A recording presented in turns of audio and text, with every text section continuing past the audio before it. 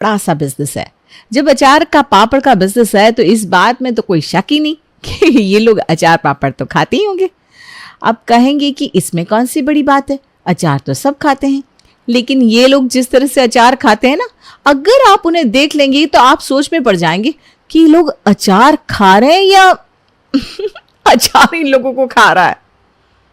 वाह, आज तो पराठे बने, इसके साथ नींबू का अचार बड़ा ही स्वाद लगेगा। हाँ माँ जी, नींबू का खट्टा अचार, इमली का अचार और ये मिर्ची का अचार, देखिए मैं तीनों ही लेकर आई हूँ। यह क्या वैभव, आजकल तो कोई नया अचार नहीं ला रहा है, क्या हुआ? कोई नया अचार बनाया नहीं है क्या? अरे नहीं माँ, अब हम सोच रहे हैं कि लहसुन का अचार और अदरक का अचार भी बनाएंगे। उसकी डिमांड मार्केट में बहुत बढ़ गई है। अरे वाह, लहसुन और अदरक का अचार, मेरे मुंह में तभी से पानी आ रहा है। एक बार बन जाएगा तो मैं पहले घर पर ही लेकर आऊँगा। हाँ बिल्कुल ले आइएगा, अभी के लिए हम ये 3 अचार से काम चला लेते हैं, कोई बात नहीं। बिल्कुल साक्षी बहू, ये नींबू 2 डालो, हाँ थोड़ा सा आम का अचार, हाँ ये मिर्ची का अचार भी डाल दे।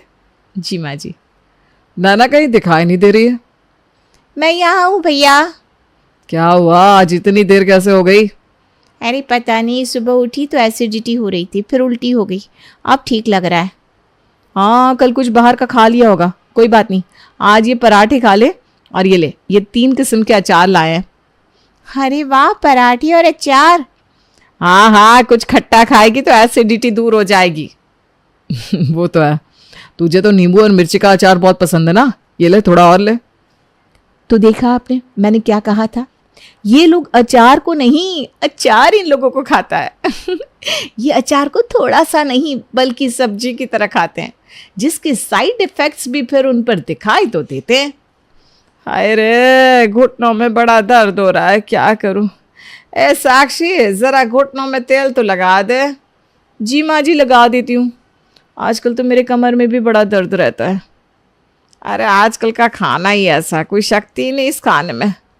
बिल्कुल माँ जी, आप सही कह रही हैं, आजकल की सब्जियाँ, दाल, सूखे मेवे, इन सब में कोई विटामिन ही नहीं है, इसीलिए तो आजकल सबके शरीर कमज़ोर होते जा रहे हैं। हाँ भाई, हमारे ज़माने में तो हम असली चीज़ें खाते थे तो कोई बीमारी भी नहीं होती थी, आजकल तो हर चीज़ में मिलावट है। वही तो देखिए ना, छोटी उम्र में ही घुटनों का दर्द, कमर में दर्द की शिकायत रहने लगी है सबको। अब क्या कर सकते हैं भाई। वैसे माँ जी, कल वो मौसी जी का फ़ोन आया था ना, क्या कह रही थी आपसे? अरे हाँ हाँ, मैं तुम लोगों को ना बताना ही भूल गई। वो कह रही थी नैना के लिए एक बहुत अच्छा रिश्ता आया है, यहाँ अमृतसर में ही लड़के का परिवार है। मौसी जी कह रही थी कि बड़ा अच्छा परिवार है। तो फिर माँ जी, हमें मिलना चाहिए लड़के से। हाँ, मैं भी यही सोच रही थी कि 2 दिन के बाद लड़के वालों को अपने घर बुला लेते हैं, इससे नैना और नीरज आपस में मिल भी लेंगे, और अगर उन दोनों ने एक दूसरे को पसंद कर लिया तो हम शगुन भी दे देंगे लड़के को। हाँ माँ जी, ये सही रहेगा। अब मौसी जी से बात कर लीजिए ना, और कल ही लड़के वालों को बुला लीजिए, मैं नैना को तैयार कर दूंगी अच्छे से। ठीक है बेटा। भगवती अपनी बहन को फ़ोन करके लड़के वालों को आने के लिए कह देती है। यहाँ साक्षी और वैभव भी लड़के वाले के आने की तैयारी में लग जाते हैं। नैना नया सूट पहनती है जिसमें वो काफ़ी सुंदर लग रही थी। अरे सब कुछ तैयार है ना, लड़के वाले बस आते ही होंगे। जी माँ जी, सब कुछ अच्छे से तैयार हो गया है, नैना भी बिल्कुल तैयार है। तुम्हारी मौसी जी बता रही थी कि लड़के वाले काफ़ी बड़े परिवार से हैं, उनके घर में सब लोग काफ़ी पढ़े लिखे और समझदार हैं। हाँ, तो नैना भी तो हमारी इतनी सुंदर और गुणी है। मुझे तो लगता है माँ जी, आज ही रिश्ता हो जाएगा। आशा तो हमें भी यही है बेटा। चलो बाहर चलो, लड़के वाले आ गया है। नैना, तुम्हें बाद में सबके लिए समोसे और चाय लेकर आना है, ठीक है? ठीक है भाभी। नैना के परिवार वाले और नीरज के परिवार वालों के बीच में बातचीत होती है। तब तक नैना सबके लिए चाय और समोसे लेकर आती है। नीरज जैसे ही नैना को देखता है तो देखता ही रह जाता है, और नैना को भी नीरज काफ़ी पसंद आता है। अब हम लोग क्या ही बात करें, अब जिंदगी तो बच्चों को बितानी है, इससे अच्छा है कि ये दोनों ही बात कर ले। हाँ जी, आप बिल्कुल सही कह रही हैं। साक्षी, नीरज और नैना को ऊपर ले जाओ, ऊपर छत पर दोनों बात कर लेंगे। जी माँ जी, आइए दोनों। नीरज और नैना आपस में कुछ देर बात करते हैं, और जब वापस आते हैं तो उनके चेहरे पर खुशी साफ झलक रही थी, जिससे दोनों परिवार समझ गए कि उन दोनों ने एक दूसरे को पसंद कर लिया है। बहन जी, हमारी तरफ से तो इस रिश्ते के लिए हाँ है। मुझे भी मेरी बेटी की पसंद पता है, हमारी तरफ से भी हाँ ही समझिए। तो फिर इस बात पे मुंह मीठा करना तो बनता ही है। हाँ हाँ ज़रूर, लेकिन बिल्कुल थोड़ा सा, हम ज़्यादा मीठा नहीं खाते। जी अंकल जी, मैं बस थोड़ा सा ही लेकर आती हूँ। अरे मीठे से काम नहीं चलेगा, अब तो रिश्ता पक्का हो गया है, तो खाना खाकर ही जाएंगे सब लोग। साक्षी तुम खाना लगाओ। हाँ हाँ क्यों नहीं, अभी खाना लगा देती हूँ। रिश्ता पक्का होने के बाद सब लोग खाना खाने बैठते हैं, जहाँ साक्षी अलग अलग तरह की अचार लेकर आती है। मिर्ची की, नींबू की, इमली की, मुरबा, ऐसे कम से कम 8 से 10 तरह के अचार। नीरज और नैना, आज तो तुम दोनों एक ही थाली में खाओगे, ये लो। जी भाभी। अरे अंकल जी, आप अचार तो लीजिए, ये हमारे दुकान के सबसे ज़्यादा पॉपुलर अचार है, खाकर देखिए, आप इसके दीवाने हो जाएंगे। अरे नहीं नहीं, हमारे घर में अचार को कोई हाथ भी नहीं लगाता। हाँ, हमारे घर में अचार कोई नहीं खाता। अचार सेहत के लिए बहुत हानिकारक होती है, इसलिए हम तो अचार को घर में रखते ही नहीं। शादी के बाद भी ना आप हमारे घर अचार कभी मत भेजिएगा। अच्छा, आप बिल्कुल अचार नहीं खाते? मैं तो छूता तक नहीं हूँ अचार को माँ जी। मैं बस घर की बनी हुई पुदीने की चटनी, धनिया की चटनी, टमाटर की चटनी खा लेता हूँ। नीरज और अपने होने वाले ससुराल की बातों को सुनकर नैना ने हाथ में लिया हुआ अचार भी छोड़ दिया। लेकिन सबके जाने के बाद उसे ये बात खाए जा रही थी कि उसके होने वाले ससुराल में कोई अचार नहीं खाता। माँ, अब मेरा क्या होगा? मेरे होने वाले ससुराल में तो कोई अचार को हाथ तक नहीं लगाता, यहाँ तक कि नीरज भी नहीं खाते। आपको तो पता है मुझे अचार के बिना खाना हजम ही नहीं होता। मैं कैसे रह पाऊंगी उस घर में? अरे तो रो क्यों रही है? हमें कहाँ पता था कि वो लोग इतने परहेज करने वाले निकलेंगे कि मीठा, खट्टा, नमकीन सब चीज़ कम खाते होंगे। लेकिन अब इस चीज़ की वजह से रिश्ता थोड़ी ना तोड़ सकते हम। माँ, मुझे लगता है मैं तो भूखी ही मर जाऊंगी माँ। अरे ना ना बेटा, ऐसा नहीं कहते। देख, हम कुछ ना कुछ सोच लेंगे। हाँ, नहीं तो पुदीने धनिया की चटनी तो है, उसी से काम चला लेना, और क्या। भाभी, आप मेरा मजाक उड़ा रही हैं।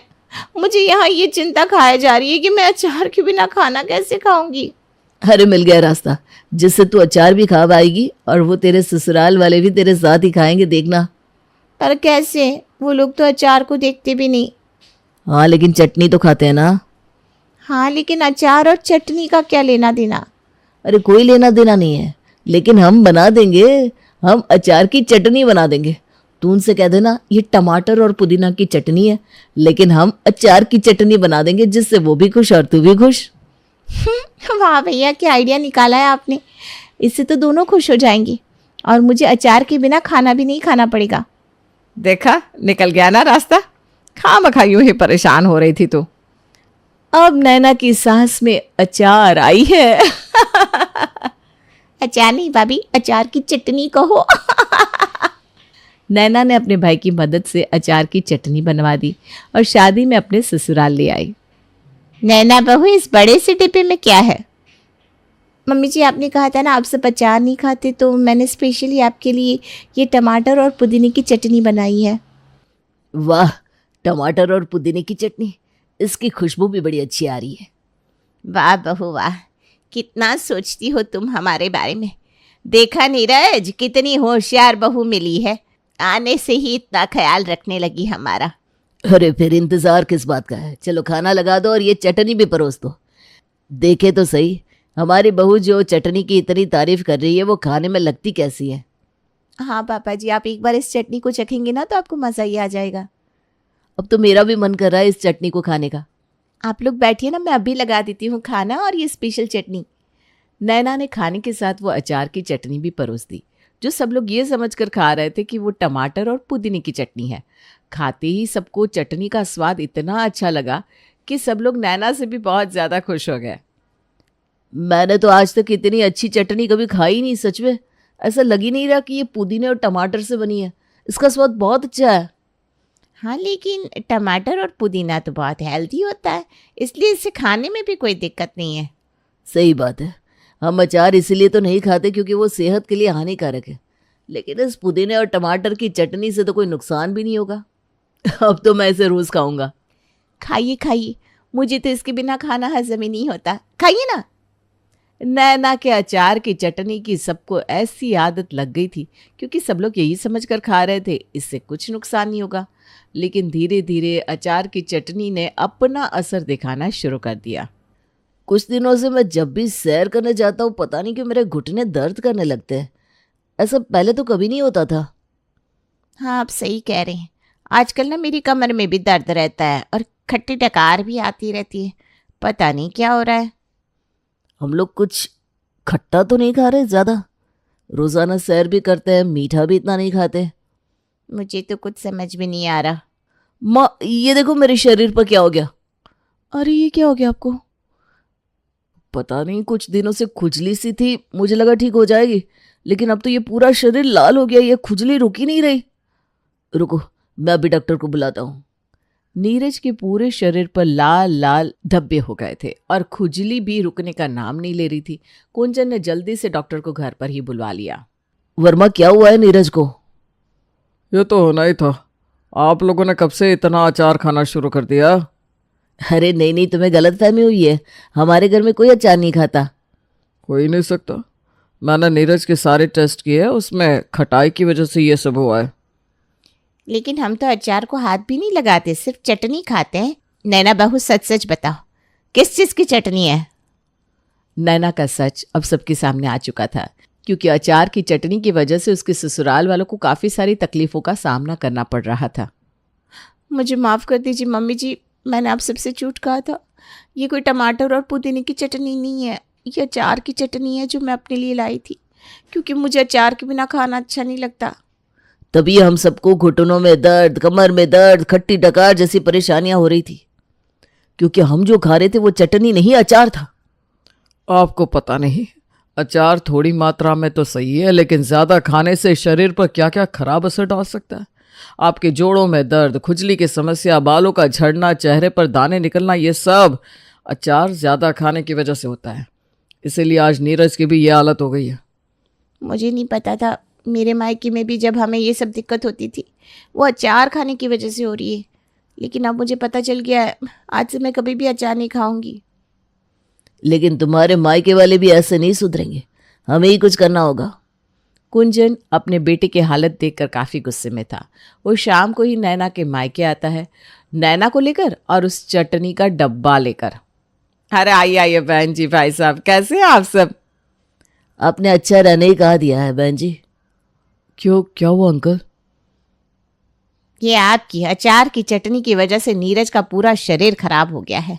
हम दोनों के घुटने नहीं चल रहे। डॉक्टर ने कहा है कि ये सारी दिक्कतें इस अचार की चटनी की वजह से हुई है। आपने हमसे झूठ कहा, इसलिए अब ये लीजिए आपका अचार और आपकी बेटी दोनों अपने पास रखिए। अरे भाई साहब, ये क्या कह रहे हैं आप? हम मानते हैं हमसे गलती हो गई, लेकिन इस तरह रिश्ता मत तोड़िए। हाँ अंकल जी, हमसे बहुत बड़ी गलती हो गई। सच माने तो हम सबको भी यही दिक्कत होती है, कभी कमर में दर्द, कभी खट्टी टकारें, कभी उल्टियाँ। हमने आपको भी परेशान कर दिया। हाँ अंकल, लेकिन हम वादा करते हैं, आज के बाद आपको कभी भी ना तो इस घर में अचार मिलेगी, ना कभी आपके घर में। हाँ पापा जी, मैं भी वादा करती हूँ, मैं आज के बाद कभी भी अचार नहीं खाऊंगी। और ये अचार की चटनी, अरे इसे तो मैं अभी फेंक देती हूँ। नैना वो अचार की चटनी फेंक देती है और अपने सास ससुर के साथ अपने ससुराल वापस चली जाती है। उस दिन के बाद ना तो उसके मायके में